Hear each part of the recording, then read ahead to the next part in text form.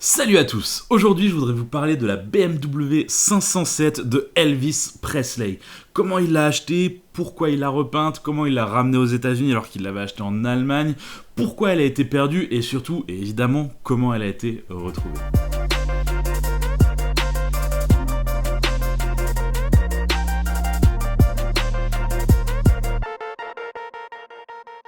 La BMW 507, c'est une des plus belles, sinon la plus belle BMW. Elle a un style bien à elle. Quand on pense BMW, on ne pense pas à la BMW 507. En même temps, on n'en croise pas à tous les coins de rue. Elle n'a été produite que de 1955 à 1959 et à 254 exemplaires.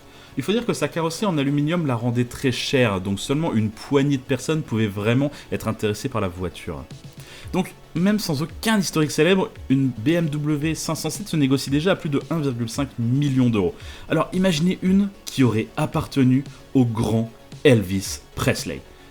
Je comprends pourquoi tout le monde voulait absolument retrouver cette voiture. Bon, essayons de retracer un peu son histoire. Déjà, il faut savoir que Elvis n'a pas commandé cette voiture neuve. Non, la vie de cette BMW 507 commence d'une façon bien différente puisqu'elle est produite afin de servir de voiture presse. La voiture est commandée dans une livrée relativement classique pour l'époque, mais qui lui va très bien. Elle devra être blanche, avec un intérieur cuir rouge, avec quelques options bien choisies, notamment une option moteur qui permet à cette 507 de développer 165 chevaux. Il y a également un autoradio et une antenne qui sort électriquement. Le top de la classe dans les années 50. Je veux dire, même dans les années 90, c'était encore trop hype d'avoir une antenne qui sort électriquement. Enfin bref, elle est complétée à l'usine de Munich le 13 septembre 1957 et porte le numéro de châssis 70079. Malheureusement, pour des raisons inconnues, c'est un cuir noir qui est installé dans la voiture. Dommage, car avec le cuir rouge, ça aurait été superbe. En bonne voiture de presse, elle sert d'abord au salon de l'automobile de Francfort d'octobre 1957. Puis elle est prêtée à quelques gros magazines auto de l'époque, notamment Automotors, Autocar ou encore Road & Track. L'année suivante, en 1958, la voiture est confiée au pilote allemand Hans Stuck, qui doit promouvoir la voiture auprès de clients VIP. Elle a enfin une plaque d'immatriculation, MJX800. En bon pilote qu'il est, il va la mettre sur circuit et l'utiliser comme une vraie sportive. La voiture fera également un détour en Belgique où elle sera montrée au roi Baudouin. Elle sert également de voiture de cinéma dans un film allemand qui sort en 1959, Hula Hop Coney, qui semble être un film... c'est un film allemand, quoi. Hein. Et puis finalement, elle est vendue à un concessionnaire de Francfort où elle devrait trouver un client final et enfin pouvoir prendre sa retraite de voiture presse. Vivre une vie de voiture classique, quoi, chouchoutée dans un garage d'un riche allemand. Pour cela, elle est entièrement restaurée. Les salons, les journalistes et les courses de côte ne lui ont pas fait du bien, donc le moteur est reconstruit, la boîte de vitesse est remplacée, les pare-chocs sont changés, bref, on la remet à neuf et on la réimmatricule, désormais ce sera F04071. De l'autre côté de l'Atlantique, Elvis Presley, 23 ans, est déjà une énorme star de la musique, mais ça ne l'empêche pas d'être envoyé pendant 2 ans en Allemagne en service militaire par l'armée américaine. Il arrive sur le sol allemand le 1er octobre 1958. Il achète immédiatement une coccinelle rouge pour se déplacer entre son hôtel et son lieu d'assignation. Ouais, parce que quand t'es Elvis Presley, tu dors pas dans un baraquement, tu prends un hôtel pas loin de ta base. D'ailleurs, il a fini par se lasser très vite de la coccinelle et de son hôtel, il a donc pris une maison et s'est mis en quête d'une Porsche 550 Spider, la même Porsche que James Dean. Faut savoir que c'est un grand fan de James Dean. Malheureusement, il en avait aucune de dispo immédiatement, alors il s'est rabattu sur les concessionnaires BMW de Francfort qui avaient une petite 507 blanche à intérieur noir à vendre. Il prend possession de la BMW en décembre 1958 et c'est un événement. Il y a des journalistes, des invités de marque, des VIP, bref, ça ne passe pas inaperçu que Elvis roule désormais dans une petite BMW blanche, surtout avec sa plaque d'immatriculation militaire. Du coup, les fans, ou devrais-je dire les femmes, reconnaissent immédiatement la voiture quand elles la voient dans la rue, et elles commencent à prendre l'habitude de laisser des messages rouge à lèvres sur la voiture. Alors, dans l'absolu, ça ne gêne pas forcément Elvis d'avoir des admiratrices, mais le rouge à lèvres c'est ultra relou à nettoyer, et quand t'es militaire, ça le fait pas de se pointer au boulot avec une voiture pleine de traces de baisers rouges. Du coup, d'une façon très pragmatique, il décide de résoudre le problème en faisant repeindre la voiture en rouge. C'est vrai que du coup, des traces rouges sur du rouge, bon... C'est également à ce moment-là que la voiture change encore de plaque d'immatriculation.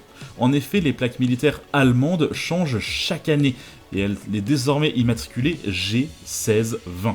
Et c'est là que pendant des années, on perd pour la première fois la trace de la BMW 507 d'Elvis, puisque beaucoup de personnes ont pensé qu'il s'agissait d'une deuxième voiture.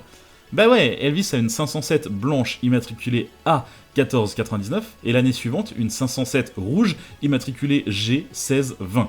On peut comprendre que certains y aient vu deux voitures différentes. Aujourd'hui, on a la confirmation que c'était bien la même voiture qui a été repeinte. En mars 1960, Elvis finit son service militaire et rentre enfin aux États-Unis. Mais il ne laisse pas sa 507 sur place, il rentre avec. Et là, on repère de nouveau la trace de cette 507. Et c'est pour une raison toute bête. En fait, Elvis tourne un film avec Ursula Andress et ils deviennent assez proches. Disons suffisamment proches pour que Elvis décide d'offrir une voiture à Ursula. Une magnifique Cadillac cabriolet. Mais Ursula a du goût et elle refuse la Cadillac en expliquant que ça ne convient pas vraiment à sa personne et que si Elvis veut vraiment lui offrir une voiture, elle accepterait avec plaisir la petite BMW blanche qu'il avait quand il était stationné en Allemagne. Et Ursula reçoit dans les semaines qui suivent une magnifique BMW 507 blanche. Mais retournement de situation des dizaines d'années plus tard, en 1997, quand la 507 de Ursula est vendue chez Barrett Jackson, on se rend compte que son numéro de châssis n'est pas celle de Elvis Presley. En fait, Elvis lui a bien offert une 507 blanche, comme il l'avait en Allemagne, mais c'était pas la sienne. Il lui a offert une version US qui a été initialement vendue à New York en 1958 et qui porte le numéro de châssis 70192. Mais du coup, le mystère reste entier. Où est passée la 507 que Elvis a ramenée d'Allemagne? Et pourquoi il n'a pas offert celle-ci à Ursula? Est-ce qu'elle serait encore dans un garage quelque part, chez un des héritiers de Elvis? A-t-elle été détruite? On sait pas trop. Jusqu'au jour où on retrouve sa trace. Dans une concession Chrysler à New York. En fait, Elvis a fait une reprise sur sa 507 pour une voiture neuve dans cette concession. Et du coup, quand Ursula lui a demandé la 507, elle n'était déjà plus en sa possession. Il a dû donc sourcer une deuxième 507, celle qui a été vendue neuve à New York en 1958, châssis 70192. Vous vous demandez sûrement comment on a pu retrouver la trace de cette voiture dans un concessionnaire à New York.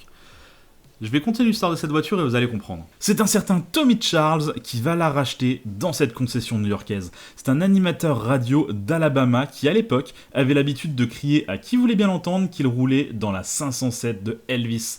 Mais personne ne le croyait vraiment et à l'époque, tout le monde s'en foutait un peu pour être honnête. Et c'est lui qui va littéralement massacrer la pauvre petite 507. Car le but de Tommy, c'est de s'en servir comme une voiture de drag racing. Et dans une voiture de drag racing, on met un bon gros V8 Chevrolet avec une transmission et un train arrière spécifique. Et on fait rentrer ça au chausse-pied, quitte à découper les morceaux de châssis qui gênent. Et on dégage la planche de bord BMW si élégante. On n'est pas là pour l'élégance, on est là pour le drag racing. Et donc on fait une planche de bord dégueulasse pour les compteurs du V8 Chevrolet. Et après 6 ans de drag racing, la voiture est revendue enfin. On retrouve sa trace dans une concession BMW d'Atlanta en 1966 où elle est rachetée par un pilote de l'US Air Force, Lloyd Cottle. Il ne la garde pas longtemps puisqu'elle tombe entre les mains de Jack Castor 2 ans plus tard, en 1968. Et c'est lui qui a permis de remonter la trace de cette BMW 507. En effet, quand Jack achète la voiture en 1968, il ne connaît rien de son passé. Et il s'en fout un peu, car son but c'est de se servir de cette voiture comme simple donneuse pour une autre 507 bleue qu'il possède déjà. De toute façon, la voiture est dans un état déplorable, il manque le moteur, la boîte, le train, les sièges, le tableau de bord, la carrosserie est dans un sale état, bref, il n'y a pas grand chose à récupérer, mais pour rénover sa 507 bleue, ça peut toujours servir, et en plus elle n'était pas très chère, 1500$. Mais voilà, il finit par apprendre que cette 507 rouge est à la base blanche, et qu'en réalité c'était la voiture presse qui a servi à BMW à l'époque, et que la voiture a été pilotée par Hans Stuck en 1958. Et Jack, c'était un grand fan de Hans Stuck. Donc il a eu du mal à se résoudre à restaurer la bleue avec les pièces de la rouge. À ce moment-là, il n'a encore aucune idée que la voiture a appartenu à Elvis. Il ne connaît que l'histoire des 2 premières années de sa voiture avant qu'elle soit vendue à une concession à Francfort. Mais ce qui est sûr, c'est que dans sa tête, les deux méritent d'être restaurés. Les 2 voitures sont stockées une 30aine d'années dans un hangar à citrouille en Californie et c'est d'ici que viennent les images qui passent depuis tout à l'heure. Mais voilà, en 2009, une journaliste se met en quête de la 507 de Elvis. Et elle indique dans son journal le numéro de châssis de la voiture, 70079. Jack tombe sur cet article et est stupéfait de se rendre compte que la petite 507 rouge qu'il a dans son hangar depuis une trentaine d'années est la 507 de Elvis Presley. Il contacte immédiatement la journaliste qui elle-même contacte immédiatement BMW et très vite un voyage est prévu par BMW pour aller voir la voiture.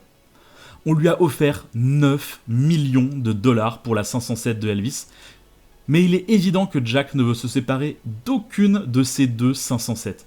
Et il est aussi évident qu'il n'a plus vraiment le temps ni les moyens de les restaurer. BMW lui fait donc une très belle proposition. Les deux voitures partiraient par avion en Allemagne afin qu'elles soient restaurées toutes les deux au mieux dans leur configuration d'origine.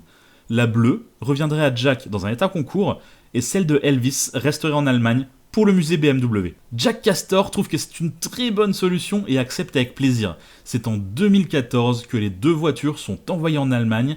Malheureusement, Jack Castor ne verra jamais sa 507 entièrement restaurée, puisqu'il décède très peu de temps après qu'il ait fourni les voitures à BMW. Cela dit, BMW a tout de même restauré les voitures et la 507 de Elvis est désormais, jusque dans les moindres détails, restaurée aux spécifications d'usine, jusqu'à sa toute première immatriculation originale MJX 800. L'histoire de cette voiture est incroyable et ça en fait peut-être la BMW la plus chère de l'histoire, mais elle ne sera probablement jamais vendue par BMW. Merci d'avoir suivi jusqu'au bout l'histoire de la BMW 507 de Elvis. Je vais vous inviter comme d'habitude à regarder d'autres vidéos et à vous abonner si ce n'est pas déjà fait. Allez, bye bye.